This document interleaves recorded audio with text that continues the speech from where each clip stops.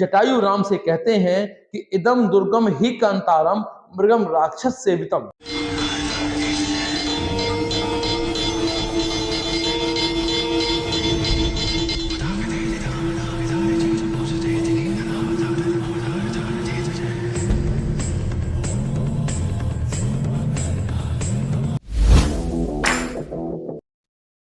क्या प्रभु राम मांसाहारी थे?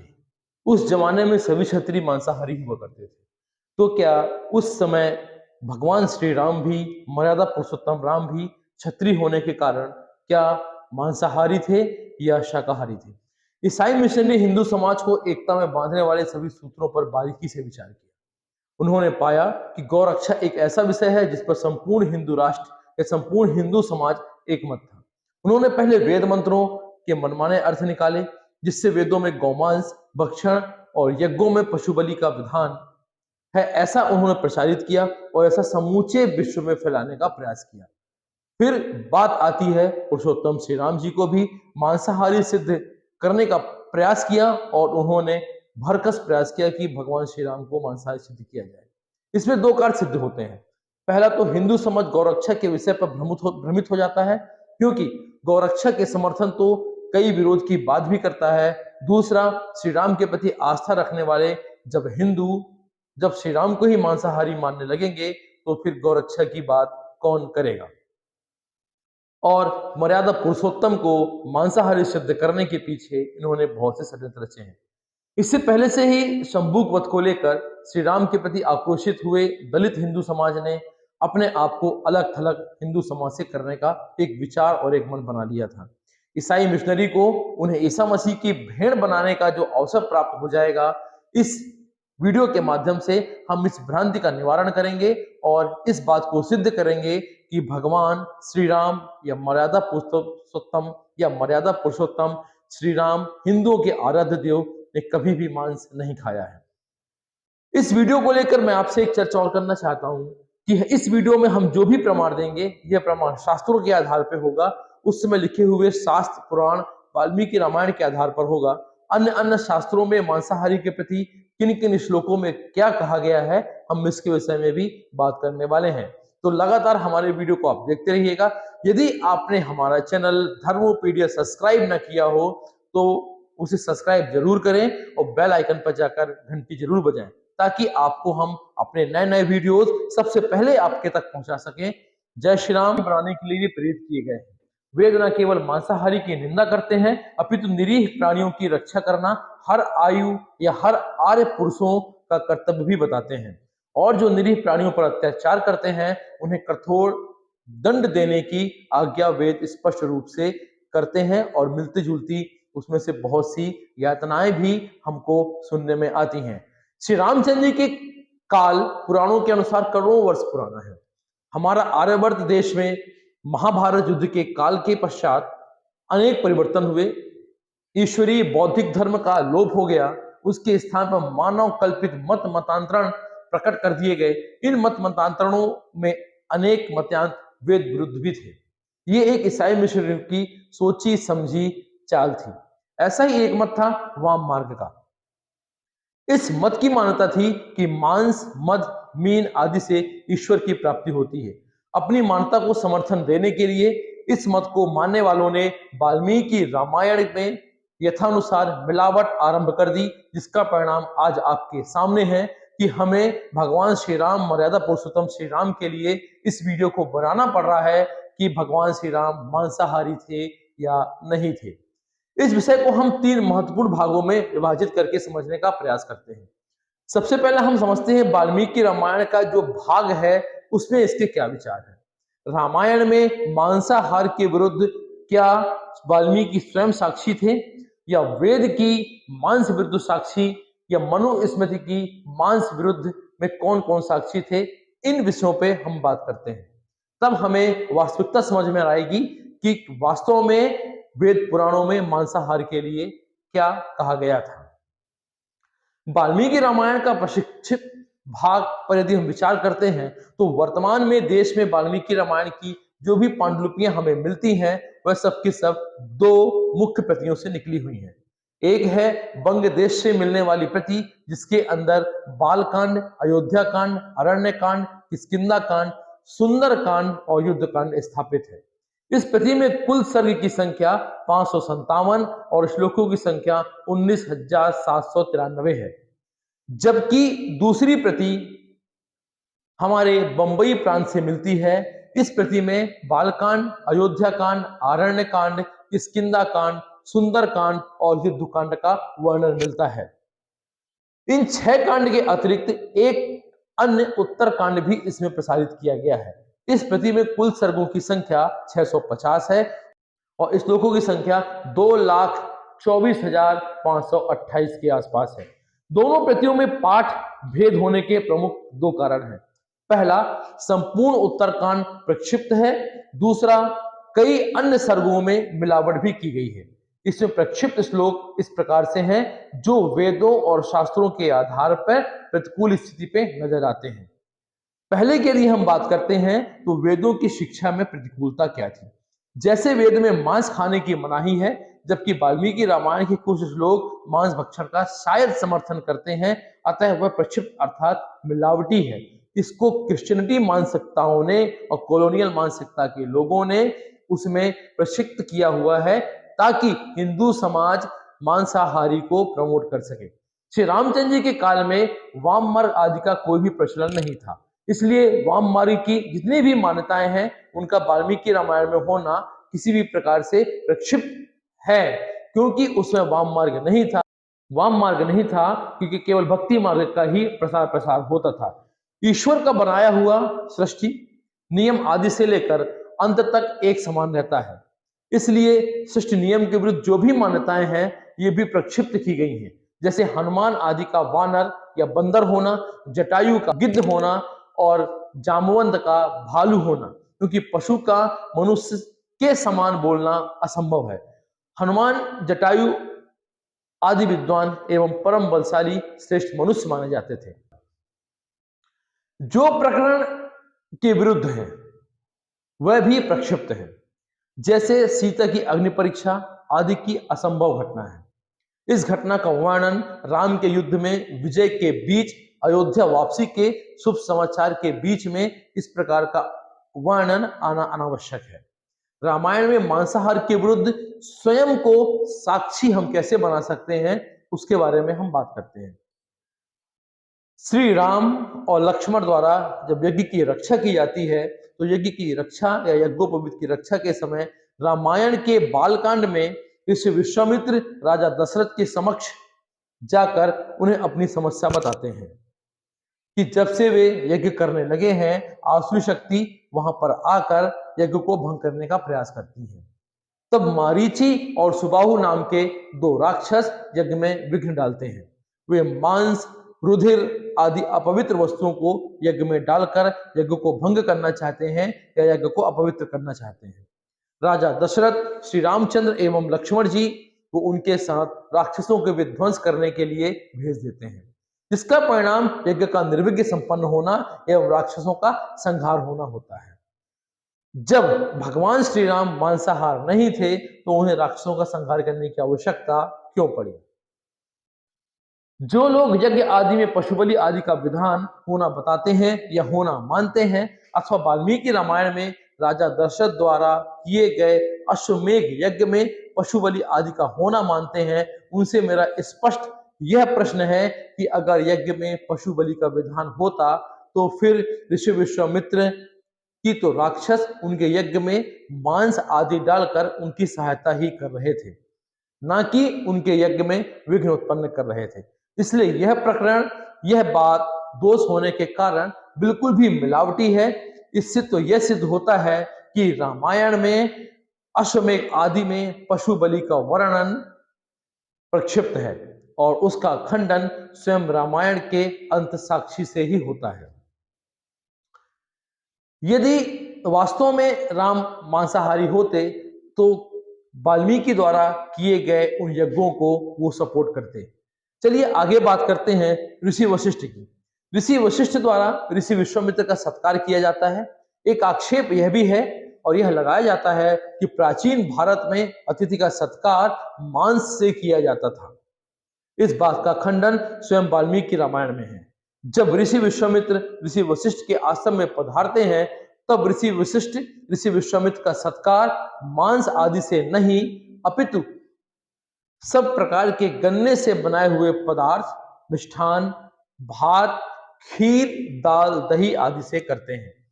यहां पर मांस आदि का किसी भी प्रकार से कोई वर्णन नहीं किया गया है, ना ही किसी प्रकार से वाल्मीकि रामायण में इसका उल्लेख किया गया है।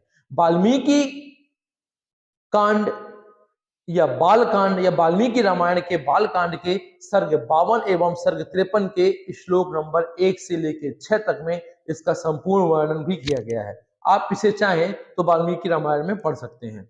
श्री राम जी की मांसाहार के विरुद्ध स्पष्ट घोषणा यह थी कि अयोध्या कांड के सर्ग 2 के श्लोक नंबर 29 में जब श्री राम जी वन में जाने की तैयारी कर रहे थे, तब माता कौशल्या से श्री राम जी ने कहा, मैं 14 वर्षों तक जंगल में प्रवास करूंगा, कभी भी वर्जित मांस का भक्षण नहीं करूंगा और जंगल में प्रवास कर रहे मुनियों के लिए निर्धारित केवल कंद मूल पर ही अपना जीवन निर्वाह करूंगा।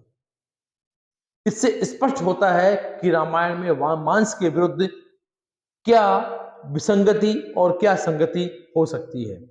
यह भी एक फैलाई हुई बीमारी की तरह है, जो कि कहीं ना कहीं अशुद्ध है, कहीं ना कहीं अपवित्र है। श्री राम जी द्वारा सीता माता के कहने पर स्वर्ण हिरण का शिकार करने जाना। लोग समझते हैं कि स्वर्ण हिरण का शिकार इसलिए करने जा रहे थे ताकि उस हिरण का वो भक्षण कर सके, परंतु ऐसा नहीं था। उसमें एक शंका प्रस्तुत की जाती है कि रामचंद्र जी महाराज जो स्वर्ण मृग का शिकार उसके मांस को खाने के लिए हिरण केवल से नहीं अपितु सिंह अर्थात जंगली पशु से भी होता है। कुछ प्रमाणों में इस बात को हम स्पष्ट करते हैं और समझने का प्रयास करते हैं। माता सीता श्री रामचंद्र जी से स्वर्ण मृग को पकड़ने के लिए इस प्रकार कहती हैं, यदि आप इसे जीवित पकड़ लेते हैं तो यह आश्चर्य पदार्थ आश्रम में रहकर विश्राम करेगा, और यदि यह मारा जाता है तो इसकी सुनहली चाम को चटाई पर बिछाकर उस पर मैं बैठना पसंद करूंगी। यह बात अरण्य कांड के सर्ग क्रमांक 43 अर्थात श्लोक क्रमांक 15 से 19 के बीच में स्पष्ट रूप से वर्णित की गई है। वाल्मीकि रामायण अरण्य कांड 14 सर्ग श्लोक नंबर 33 में जटायु राम से कहते हैं कि इदम दुर्गम ही कांतारम मृगम राक्षस सेवितम, अर्थात हे राम, यह दुर्गम वन मृग राक्षसों से भरा हुआ है। यहां पर मृग का अर्थ हिंसक जंगली पशु निकलेगा, क्योंकि शांतिप्रिय हिरण से किसी को कोई भी खतरा नहीं होता है। संस्कृत में सिंह के मृगेंद्र कहा जाता है। जैसे नरों के राजा को नरेंद्र कहते हैं, वैसे ही जंगली पशु के राजा को मृगेंद्र की संज्ञा दी जाती है। वेद में भी मृग को सिंह कहा गया है। जैसे मृगो न भीमः कूचरों गरिष्ठः, जंगली पशुओं के शिकार करने को मृगया कहते हैं। हिमाचल आदि पहाड़ी क्षेत्रों में सिंह को मृग के नाम से भी जाना जाता है। इन प्रमाणों के आधार पर यह सिद्ध होता है कि रामायण में वर्णित मृग सिंह था, न कि हिरण था। प्राण रक्षा के लिए हिंसक सिंह का शिकार करना हिंसा नहीं मानी जाती है। अहिंसा परमो धर्म, धर्म हिंसा तथैव च। इससे यह निश्चित रूप से सिद्ध होता है कि स्वर्ण हिरण का शिकार मांस खाने के लिए नहीं, बल्कि निश्चित रूप से उसे पकड़ने या उसे मारने के लिए किया गया था। एक अन्य प्रमाण और मैं आपके सामने देता हूं। वीर हनुमान जी का सीता माता के साथ जो वार्तालाप होता है, उसमें वीर हनुमान जब अनेक बाधाओं को पार करते हुए रावण की लंका में अशोक वाटिका पहुंच जाते हैं और माता सीता ने श्री राम जी का कुशल क्षेम पूछा, तो उन्होंने बताया कि श्री राम जी ने ना तो कभी मांस खाया और ना ही कभी मध का पान किया है। वाल्मीकि रामायण के सुंदर कांड के सर्ग क्रमांक 36 में श्लोक नंबर 41 में सीता का यह पूछना स्पष्ट रूप से दर्शाया जाता है। सीता का यह पूछना यह दर्शाता है कि कहीं भगवान श्री राम ने शोक में व्याकुल होकर अथवा गलत संगत को पकड़कर वेद विरुद्ध अज्ञान मार्ग पर न चलने लगे हों। अगर मांस भक्षण उनका नियमित आहार होता तो सीता जी के पूछने की आवश्यकता ही नहीं थी। यह भी हमें सिद्ध करता है कि भगवान राम ने किसी भी प्रकार से किसी भी मांस का या मद का भक्षण नहीं किया था।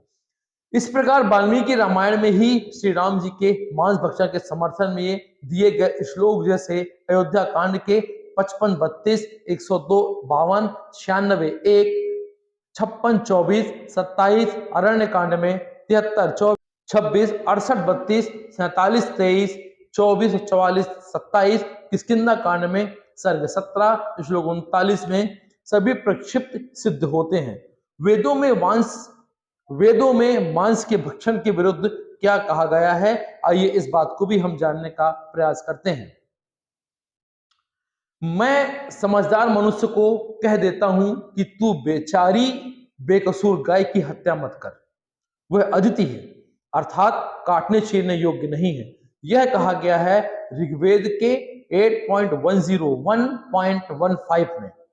मनुष्य अल्प बुद्धि होकर गाय को मारे और काटे नहीं। यह कहा गया है ऋग्वेद के अध्याय क्रमांक 8, 101.16 में। तू हमारे गाय घोड़े और पुरुष को मत मार। अथर्ववेद 10.1.29। जो बुद्ध गाय को घर में पकाता है उसके पुत्र मर जाते हैं। अथर्ववेद में 12.4.38। जो बैलों को नहीं खाता वह कष्ट में नहीं पड़ता अर्थात 4.1.3 में। गोवधालय में न जाए। ऋग्वेद 6.28.4 में। राजा के लिए आज्ञा है कि गौहत्या करके गाय के दूध से लोगों को वंचित ना करें या बछड़े को वंचित ना करें, तलवार से उसका सर ना काटें। अथर्ववेद में 8.3.24 में गाय का वध मत करो जो अखंडनीय है। यजुर्वेद 13.43 में। वे लोग मूढ़ हैं जो कुत्ते से या गाय के अंगों से यज्ञ करते हैं। अथर्ववेद में 7.5.5 में यह निर्दिष्ट है। गौ हत्यारों को प्राण दंड दो। यजुर्वेद 30.18 में निर्दिष्ट है। स्वामी दयानंद के अनुसार मनुस्मृति में वही भाग ग्रहण करने योग्य है जो वेदानुकूल है, वह भाग त्याग करने योग्य है जो वेद के विरुद्ध है। मांस खाने के विरुद्ध मनुस्मृति क्या कहती है, आइए मनुस्मृति के बारे में भी हम जानने का थोड़ा सा प्रयास करते हैं। जिसकी सम्मति से मारते हो और जो अंगों को काट काट कर अलग कर देता है, या मारने वाला, क्रय करने वाला, विक्रय करने वाला, पकाने वाला, उसे परोसने वाला तथा खाने वाला, ये 8 सब घातक हैं। जो दूसरों के मांस से अपना मांस बढ़ाने की इच्छा रखता है, पितरों, देवताओं और विद्वानों की मांस भक्षण निषेधाज्ञा का भंग रूप से अनादर करता है, उससे बढ़कर कोई भी पाप कर्म नहीं है। मनुस्मृति 5.51 से लेके 52 तक। मद मांस आदि यक्ष, राक्षस और पिशाचों का भोजन है। देवताओं की हवि खाने वाले ब्राह्मणों के इसे कदापि नहीं खाना चाहिए। मनुस्मृति 11.75। जिस द्विज ने मोहवश मदिरा का पान कर लिया है उसे चाहिए कि आगे के समान गर्मी की हुई मदिरा पीवे ताकि उसके शरीर जले और वह मदपान के पाप से मुक्त हो सके। मनुस्मृति 11.90। इसी अध्याय में मनु जी ने श्लोक क्रमांक 71 से लेकर 74 तक मदपान के प्रायश्चित बताए हुए हैं। इन सब प्रमाणों और संदर्भों को पढ़कर आपके मन में क्या विचार आता है? आपके मन में क्या इन शंकाओं का समाधान एक निश्चित रूप से हुआ है कि भगवान श्री राम मांसाहारी नहीं थे? इस बात से आप बिल्कुल भी स्पष्ट रहिए कि भगवान श्री राम या मर्यादा पुरुषोत्तम प्रभु श्री राम ने अपनी भार्या और अपने भाई के साथ कभी भी मांस का भक्षण नहीं किया है। यह केवल एक ईसाईयत मानसिकता है जो कि वामवर्त हिस्से से आई या जो कम्युनिस्ट विचारधारा से आई और जो हमारे वेदों को, हमारे शास्त्रों को कहीं न कहीं श्लोकों के माध्यम से खंडित करती है और हिंदुओं के मन में यह विचार उत्पन्न करती है कि भगवान श्री राम जैसे मर्यादा पुरुषोत्तम ने भी कभी मांस खाया था। यदि हमारा वीडियो आपको अच्छा लगे तो इस वीडियो में आप अपने कमेंट्स जरूर करिएगा। हमने प्रयास किया है कि श्लोकों और उनकी संख्याओं, अध्यायों के आधार पर श्लोकों के और उनके शास्त्रों के आधार पर हम ये सिद्ध करें कि किसी भी शास्त्र में, किसी भी वेद में या वाल्मीकि रामायण या महाभारत में मांस को निषेध किया गया है। तो आप स्वयं सोचिए कि भगवान विष्णु के अवतार कैसे मांस का भक्षण कर सकते हैं। हमारे वीडियो को आप लाइक शेयर जरूर करिएगा और हमारे चैनल को सब्सक्राइब करना बिल्कुल मत भूलिएगा। जय श्री राम, जय हिंद, वंदे मातरम।